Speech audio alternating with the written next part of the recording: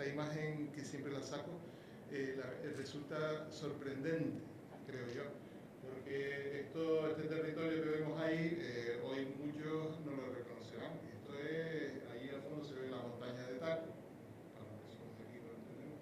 Ahí es donde está situado hoy pues la universidad, el campo, el hospital, el pabellón de deportes que conocemos como la Hamburguesa, etc. Pues en 1960, escasamente 50 y tantos años, pues esto era así.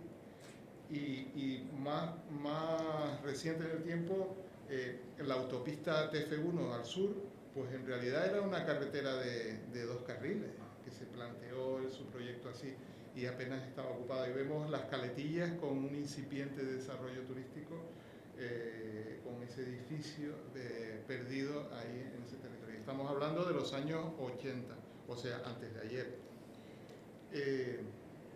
¿Y cuáles fueron los inicios de la planificación en la isla? Bueno, pues la práctica del urbanismo comienza, digamos, con los años 20, 30 del siglo XX en esta isla, con el llamado Plan Municipal de Extensión, que respondía al Estatuto Municipal del 23, creo que obligaba a que todos los municipios capitales de provincia, y Santa Cruz de Tenerife era capital de la provincia de Canarias, tuviera su plan de extensión.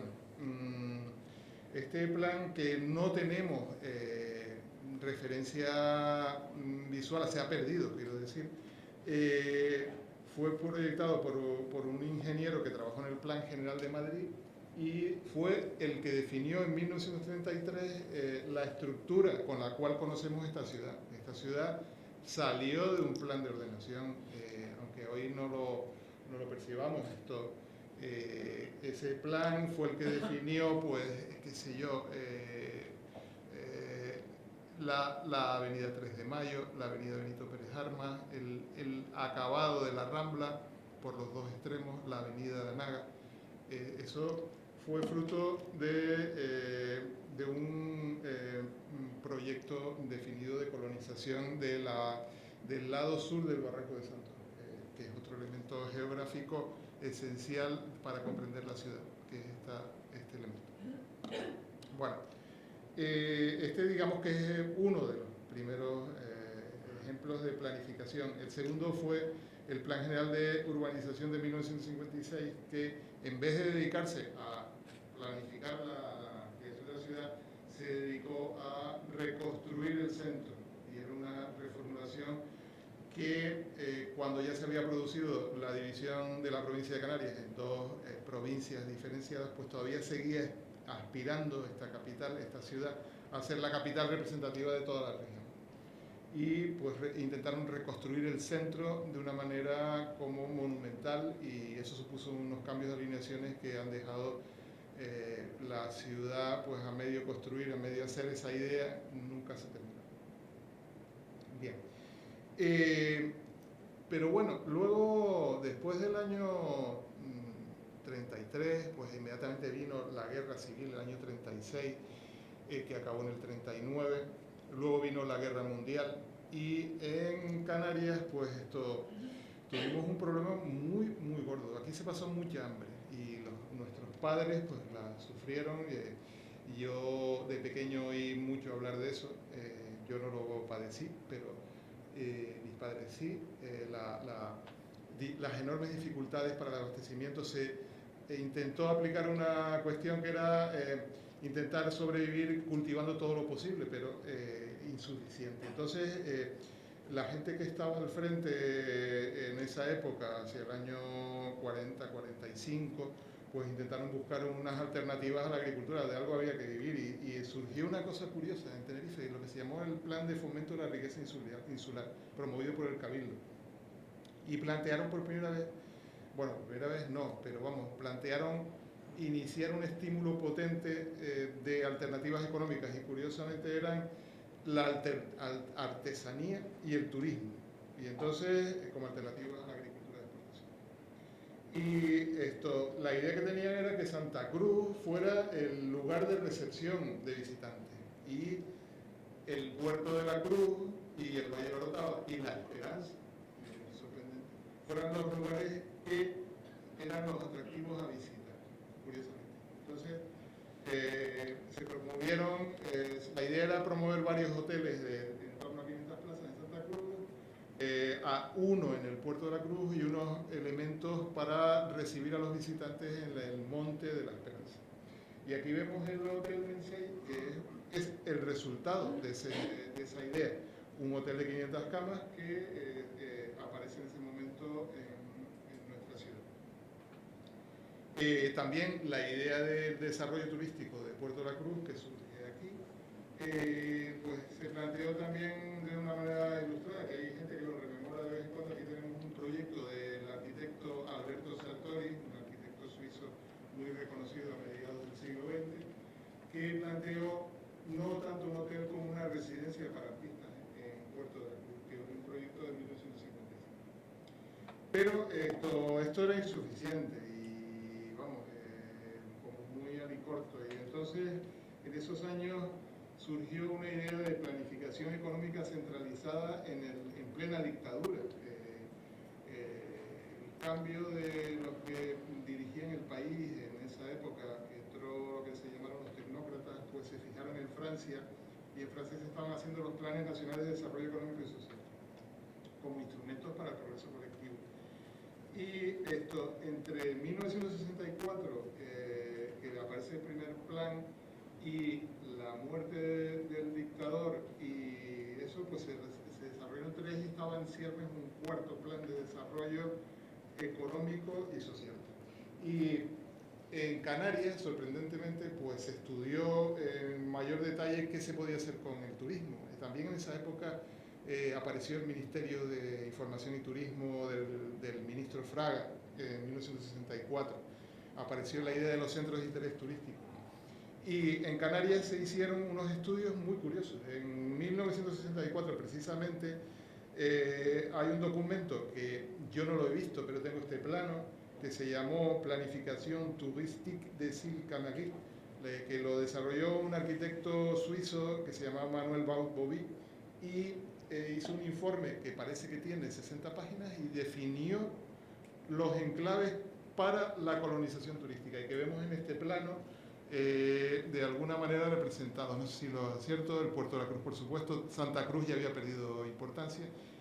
Las Palmas de Gran Canaria, gran centro receptor, y el turismo se iba a concentrar en las dos islas centrales. Y digamos, las exteriores pues se guardaban como reserva. Pero aquí venían marcados una serie de enclaves, y que vemos aquí, pues, Arrecife, Morrojable, en Tenerife aparecen, pues, los cristianos, el Médano, los Gigantes, por supuesto Puerto de la Cruz, Bajamar, que serían luego enclaves turísticos que se desarrollarían profusamente en los años siguientes. Y este es el resultado. Bueno, a partir de esos años empezó todo el despegue turístico del archipiélago, que es lo que nos ha especializado y lo que nos ha dado la potencia económica que tenemos hoy, la que hemos alcanzado para bien del desarrollo de todos nosotros. Y curiosamente, en el último plan de desarrollo económico y social se pensó hacer un estudio específico de ordenación del territorio desde esa perspectiva económica. Que ayer alguien lo nombraba, que es este documento que se llama Plan de Ordenación del Territorio de la Región Canaria, que está concebido fundamentalmente desde una perspectiva económica, que fue desarrollado por los arquitectos Rubén Enrique, recientemente fallecido, Javier Díaz Llanos y José Ángel Domínguez Anadón en 1974. Ahí se proponían unas estrategias para orientar económicamente el desarrollo territorial del archipiélago. Quedó solamente en un informe previo.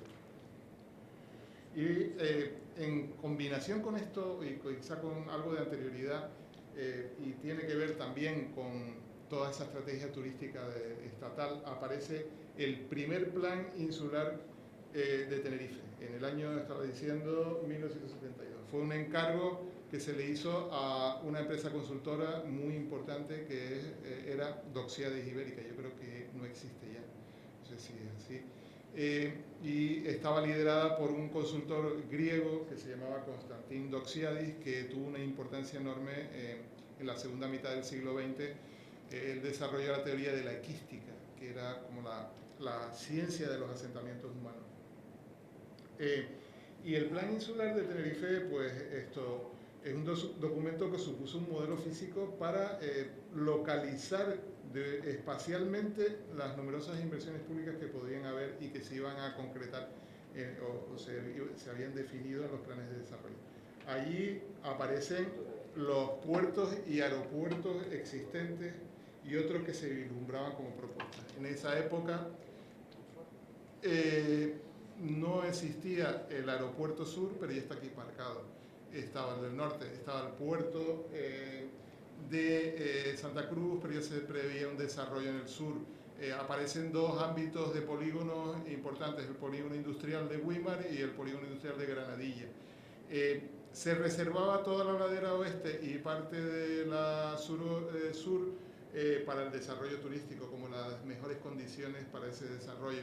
Se definió el anillo insular de autopistas, que era algo que había que desarrollar. Por supuesto que está el Puerto de la Cruz, Bajamar y el ámbito principal metropolitano como área de residencia, y el resto protegido o reservado sin mayor acción.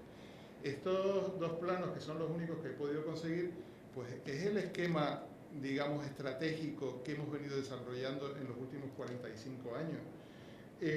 Y yo creo que es un documento tan importante que merecería un estudio en mayor profundidad de lo que hoy conocemos. Doxiades Ibérica también planteó la estrategia para la colonización de la Costa del Sol en la península, la provincia de Málaga, y planteó este esquema que dio origen luego a la Ley de Centros Turísticos, de Interés Turístico, que era entre una carretera provincial y la costa, situar en racimo una serie de desarrollos turísticos. Así se desarrolló la Costa del Sol, efectivamente, y también gran parte de esta isla y de otras, que se hicieron enormes o numerosísimos planes especiales que salían en desarrollo de esto, ocupando la costa, y sin mayor planificación y sin mayor... Solo tenían que tener unas condiciones muy primarias. Tenía que tener un tamaño mínimo de 10 hectáreas y un lado mínimo de 180 metros la pieza que se iba a urbanizar, y una posibilidad de conexión con una carretera de interés insular o municipal. Y esta idea de cómo colonizar el territorio, todavía los redactores del que luego sería el segundo plan insular, que luego hablaremos, los primeros redactores del equipo CRCS de Barcelona, liderado por Joaquín Sabaté, todavía estaban pensando en 1995 cómo hacerlo bien esto, y no lo